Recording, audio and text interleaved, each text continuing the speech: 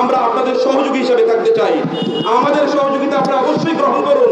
আলেমদেরকে অথবা যারা ইসলাম বুঝে, যারা শিক্ষা বুঝে, এরকম রাখাল রাহারা এখানে শিক্ষার কি বুঝে, তাদের চেয়ে বড় শিক্ষাবিদ এখানে রয়েছে। সামিনা লুৎফা এখানে শিক্ষার কি বুঝে, অথবা এখানে মোহাম্মদ আজমরা শিক্ষার কি বুঝে, তাদের চেয়ে বড় বড় শিক্ষাবিদরা রয়ে গেছে। তাদেরকে অবশ্যই এই কমিটি অন্তর্ভুক্ত করাতেই হবে। আলেমদেরকে এখানে অবশ্যই অন্তর্ভুক্ত করতে হবে এবং তাদের মাধ্যমে শিক্ষার পরিমার্জন এবং সংস্কার অবশ্যই করতে হবে। যারা নিহত হয়েছেন তাদের স্বজনরা এখনো স্বজন হারানোর সেই বেদনা তারা বুঝতে পারেনি। এখনো আমরা এই জুলাই এর 5ই জুলাই থেকে আবার আমরা 1-1.5 মাস পরে আবার রাস্তায় আমাদেরকে নামতে হবে, এটা আমরা কখনো ভাবতে পারিনি। আমরা বলেছিলাম আমাদেরকে যেন আবার রাস্তায় নামতে না হয়, তৌহিদি জনতাকে যেন আবার রাস্তায় নামতে না হয়, কিন্তু আমাদেরকে দুর্ভাগ্যজনকভাবে 1.5 মাসের মাথায় আবার রাস্তায় নামতে হয়েছে। আমরা আজকে কেন এখানে একত্রিত হয়েছে আপনারা জানেন। আমাদের ফ্যাসিবাদের বিরুদ্ধে আমরা যে বিপ্লব করেছিলাম, যে বিপ্লব এখানে সংগঠিত হয়েছে, সেখানে তৌহিদি জনতার বিশাল বড় ভূমিকা ছিল। ওলামায়ে কেরাম সেখানে তারা মৌলিক ভূমিকা পালন করেছে, শাহাদাত বরণ করেছে। এখানে প্রচুর পরিমাণ মাদ্রাসার ছাত্র, হাফেজে কোরআনরা, আলেমরা তারা শাহাদাত বরণ করেছেন, যাদের রক্তের উপর ভিত্তি করে আমরা এই স্বাধীনতা পেয়েছি। আবার নতুন করে তাদের সাথে গাদ্দারি করার একটা প্রবণতা আমরা দেখতে পাচ্ছি। সেই কারণে আমরা মূলত এখানে একত্রিত হয়েছি। আমাদেরকে মনে রাখতে হবে বাংলাদেশের তৌহিদি জনতারা, ওলামায়ে কেরাম এখানে বাংলাদেশের স্বাধীনতার তার রক্ষা কবচ। অতএব যখনই বাংলাদেশের স্বাধীনতার বিরুদ্ধে একদল লোক যখন তারা ষড়যন্ত্র বা চক্রান্ত শুরু করে, তখন ওলামায়ে কেরাম তারা গর্জে ওঠেন। আমরা সম্মানিত সাথীরা, সম্মানিত বন্ধুরা, প্রিয় দেশবাসী, আমরা এখানে একত্রিত হয়েছি আমাদের শিক্ষাকে কেন্দ্র করে। আবার এখানে চক্রান্ত এবং ষড়যন্ত্রের এখানে আমরা দেখতে পাচ্ছি দাবানল আবার বেজে উঠেছে।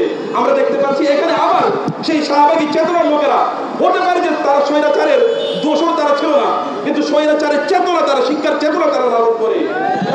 এই চেতনাধারীরা আমাদের 90% মানুষের, মুসলমানদের তাদের শিক্ষার সিলেবাস কি হবে অথবা তাদের শিক্ষার দর্শন কি হবে, এটা তারা ঠিক করে দেবে। তৌহিদ জনতাকে কোনো অবস্থায় মেনে নেবে না।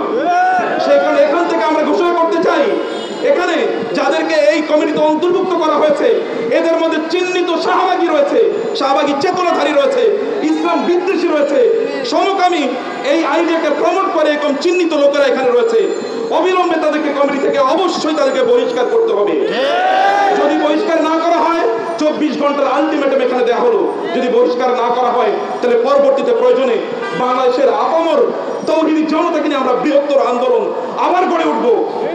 প্রয়োজনে আবার আমরা রাস্তায় নামবো, আবার রাস্তা প্রয়োজনে আমরা দখল করবো।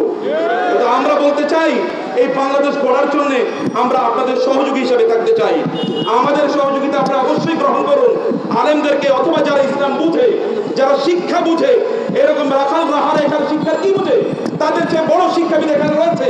সামিনা লুৎফা এখানে শিক্ষার কি বুঝে, অথবা এখানে মোহাম্মদ আজমরা শিক্ষার কি বুঝে, তাদের চেয়ে বড় বড় শিক্ষাবিদরা রয়ে গেছে। তাদেরকে অবশ্যই এই কমিটি অন্তর্ভুক্ত করাতেই হবে। আলেমদেরকে এখানে অবশ্যই অন্তর্ভুক্ত করতে হবে এবং তাদের মাধ্যমে শিক্ষার পরিমার্জন এবং সংস্কার অবশ্যই করতে হবে। আমরা জানি এই কমিটিতে একজন দিনদার এবং আল্লাহর একজন লোক রয়েছেন, কিন্তু তার বিরুদ্ধে চক্রান্ত করা হচ্ছে যেন তাকে সেখান থেকে সরানো হয়। এই সামিনা লুৎফারা তারা এবং তাদের রাখাল রাহারা তারা এই ষড়যন্ত্র করছে, তাকে সেখান থেকে বহিষ্কার করার জন্য অথবা তাকে সেখান থেকে উইথড্র করার জন্য তারা চাপ দিচ্ছে। আমরা বলতে চাই, বাংলাদেশের তৌহিদি জনতারা প্রচন্ড সজাগ এবং সচেতন। একটা 16 বছরের একটা স্বৈরাচারকে কিভাবে পতন করেছে তা আপনারা দেখতে পান নাই। অতএব স্বৈরাচারের প্রতিধ্বনি শাহবাগ থেকে যেভাবে উচ্চারিত হয়েছিল, সেই শাহবাগীরা আবার স্বৈরাচারের সেই প্রতিধ্বনি আবার সিলেবাসের মাধ্যমে, শিক্ষার মাধ্যমে আমাদের সামনে তারা গড়ে দেবে অথবা তারা উপস্থাপন করবে, এটা আমরা করতে দেব না।